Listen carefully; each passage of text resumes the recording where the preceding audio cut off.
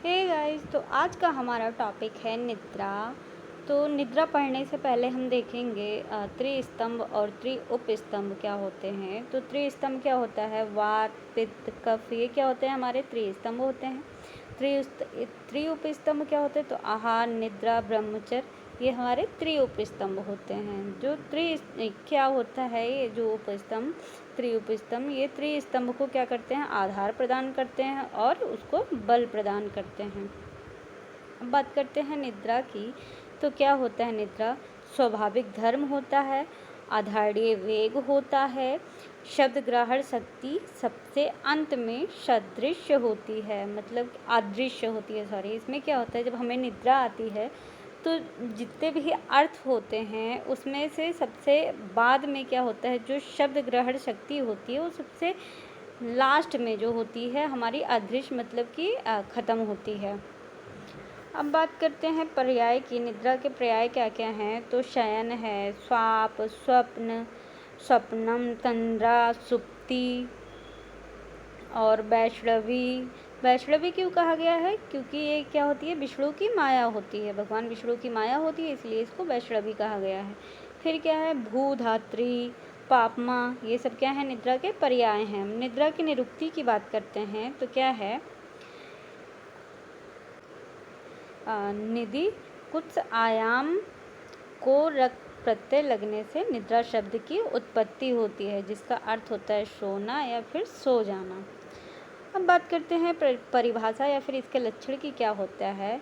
आभाव प्रत्यया लंबा नाम वृत्ति निद्रा, मतलब क्या है कि मन के द्वारा समस्त विषयों के ग्रहण करने की क्रिया के परित्याग की वृत्ति का नाम क्या होता है, निद्रा होता है। मतलब जब मन होता है वो कार्य करते करते थक जाता है और जो इंद्रियां होती हैं वो भी थक जाती हैं, तो उससे वो क्या होता है कि वो जो उसके विषय होते हैं तो इंद्रियों के जो विषय होते हैं उसको क्या करता है, मन ग्रहण नहीं करता है, उसका त्याग कर देता है। इसके वजह से क्या होती है, हमें इस वृत्ति को क्या हम कहेंगे, निद्रा कहते हैं। इसके वजह से हमें निद्रा आती है। फिर क्या है कि निद्रा मन के द्वारा समस्त विषयों के ग्रहण क्रिया का परित्याग निद्रा है। मतलब जब मन समस्त विषय जो होते हैं उनके ग्रहण करने की क्रिया होती है उसका परित्याग कर देता है, मतलब उसको त्याग देता है, ग्रहण नहीं करता है, उसी को क्या कहेंगे, निद्रा कहते हैं।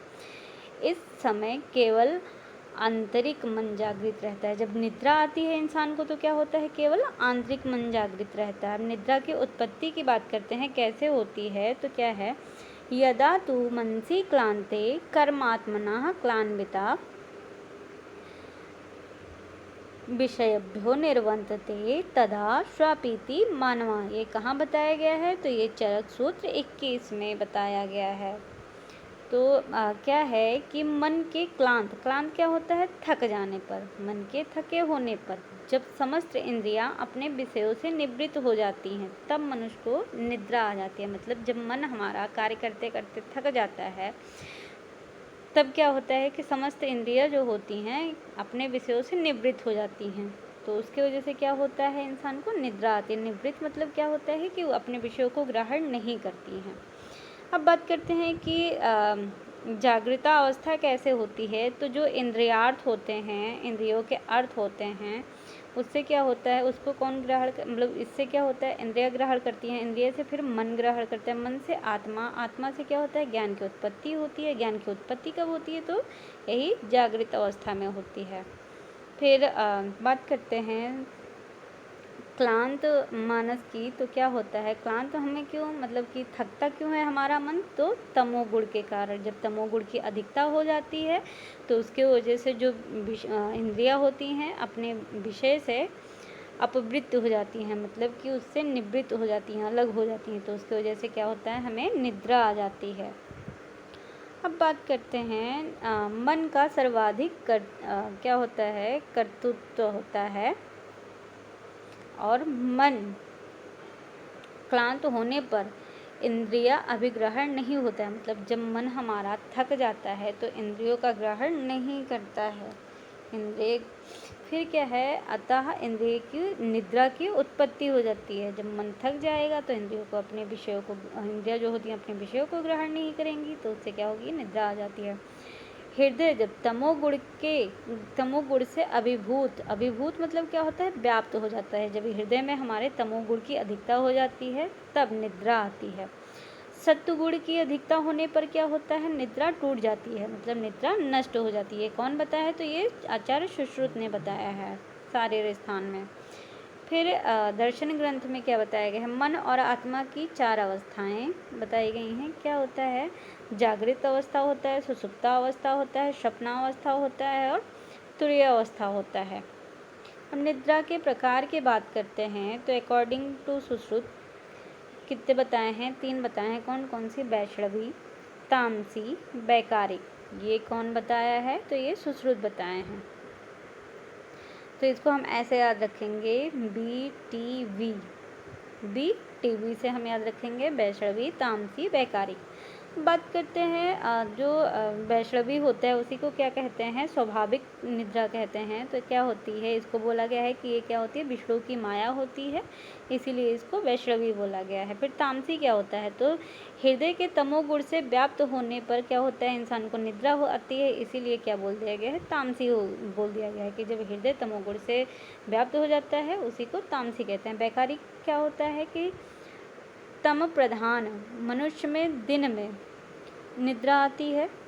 जो रज प्रधान मनुष्य होता है वो क्या होता है, कभी भी सो जाते हैं। और जो सत्व प्रधान होते हैं उनके अंदर क्या होता है कि मध्य रात्रि में नींद आती है। फिर अकॉर्डिंग टू चरक इन्होंने कितनी निद्रा के टाइप बताए हैं, 6 बताए हैं। कौन से, तमोभाव। तमोभाव मतलब क्या हुआ, तमोगुण के कारण उत्पन्न निद्रा। जब तमोगुण बढ़ जाता है तो उसके कारण जो उत्पन्न होती है निद्रा उसी को तमोभाव कहते हैं। श्लेष्म समुद्भवा मतलब क्या होता है, कफ की वृद्धि से उत्पन्न निद्रा को हम क्या कहेंगे, श्लेष्म समुद्भवा कहेंगे। फिर इसके बाद में बात करते हैं कि क्या है हमारा तीसरा टाइप क्या है, तो क्या है कि मन शरीर श्रम भवा मतलब मन शरीर के थक जाने पे जो निद्रा आती है उसी को क्या कहते हैं, हम मन शरीर श्रम भवा कहते हैं। फिर आगंतुकी क्या होता है कि आलस्य, कोई काम ना होने के कारण, नशे के कारण जो निद्रा उत्पन्न होती है उसी को क्या कहते हैं, आगंतुकी कहते हैं। व्याधि अनुवर्तनी क्या होती है, तो ये क्या होती है कि किसी रोग के कारण जब उत्पन्न होती है निद्रा उसी को क्या कहते हैं, व्याधि अनुवर्तनी कहते हैं। फिर रात्रि स्वभाव प्रभाव निद्रा क्या होती है, तो रात्रि में आने वाली स्वाभाविक निद्रा को क्या कहते हैं, रात्रि स्वभाव प्रभाव निद्रा कहते हैं। बात करते हैं इसी में जो श्लेष्म समुद्भवा, मन शरीर संभवा और आगंतुकी और व्याधि अनुवर्तनी, ये क्या होते हैं, ये चारों रोग के कारण होते हैं। अब तमोभाव पाप का मूल होता है और क्या होता है कि रात्रि स्वभाव प्रभाव क्या होता है, भूत धात्री होता है। और तमस आओ को हमारा ट्रिक क्या है, कैसे इसको हम ध्यान रखेंगे, तो क्या है, तमस आओ रात्रि को, तमस से क्या हो गया हमारा, तमोभाव हो गया। और क्या होता है, रात्रि स्वभाव प्रभाव। अकॉर्डिंग टू वृद्ध वाग्भट की बात करते हैं तो इन्होंने 7 निद्रा के टाइप बताए हैं। कौन कौन से, काल स्वभावजन, आम्यजन, चित्त खेदजन, कफजन, शरीर खेदजन, आगंतुज और तमोभव। ये सब क्या होते हैं, पाप स्वरूप होते हैं या फिर वैकारिक होते हैं। कफ, तम, शरीर, चित्त, आमय, आगंतुज, काल स्वभावजन्य।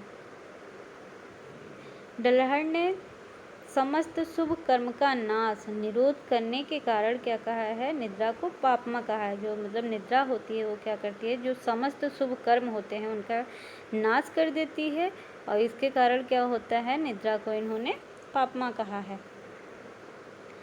अब बात करते हैं निद्रा सेवन काल की। तो क्या होता है निद्रा सेवन काल, रात्रि का समय, रात्रि जागरण से रुक्षता और वातपित्त प्रकोप, मतलब वातपित्त का प्रकोप होता है। जब क्या होता है, दिवा स्वप्न से स्निग्धता और कफ पित्त का प्रकोप होता है। मतलब अगर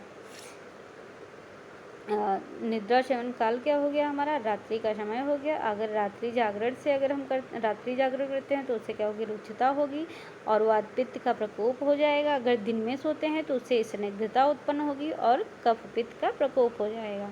अब बात करते हैं निद्रा के प्रमाण की। तो क्या होता है, प्रकृति अनुसार अलग अलग क्या होता है, प्रमाण होता है। जैसे वाग्भट ने सामान्य निद्रा काल बताया है 2 से 3 याम।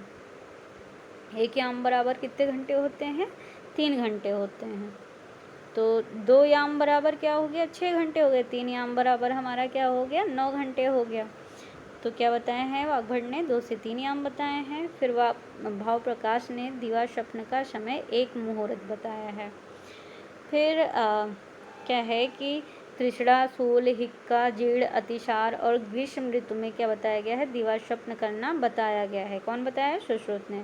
फिर निद्रा के नाश के हेतु क्या होते हैं, 5 होते हैं। कौन कौन से होते हैं, तो कार्य व्यवस्था, प्रतिकूल समय, विकारग्रस्त, वात एवं पित्त प्रकृति और वात का प्रकोप, ये क्या होते हैं निद्रा नाश के 5 हेतु होते हैं। अब निद्रा नाश की चिकित्सा, अगर निद्रा नाश हो गई है तो उसकी चिकित्सा कैसे करेंगे, तो क्या करेंगे, अभ्यंग करेंगे, उत्साधन करेंगे, स्नान करा देंगे जिसको निद्रा नहीं आ रही है, नेत्र तर्पण करा देंगे, सिर एवं वदन में उसके क्या करेंगे, लेप कर देंगे जिससे निद्रा आ जाए, साली अन्न खवा देंगे उसको। फिर क्या करेंगे कि मांसरस, दूध, घृत, मद्य और मानसिक सुख दे देंगे, जैसे उसको कहानी सुना देंगे, ये सब आ गया। फिर क्या होता है कि जब मतलब जागरण अवस्था होती है तो क्या होता है, सत्वगुण के कारण होता है। सत्वगुण जब प्रधान होता है तब हम क्या करते हैं, जागृत अवस्था में रहते हैं। स्वप्न अवस्था क्या होता है, जब रजोगुण प्रधान हो जाता है, रजोगुण गुण के कारण क्या होती है, स्वप्न आता है। फिर निद्रा कब आती है, तो तमोगुण के कारण क्या होता है, निद्रा आती है। तो ये टॉपिक हमारे यहीं पे ख़त्म होता है। Thank you.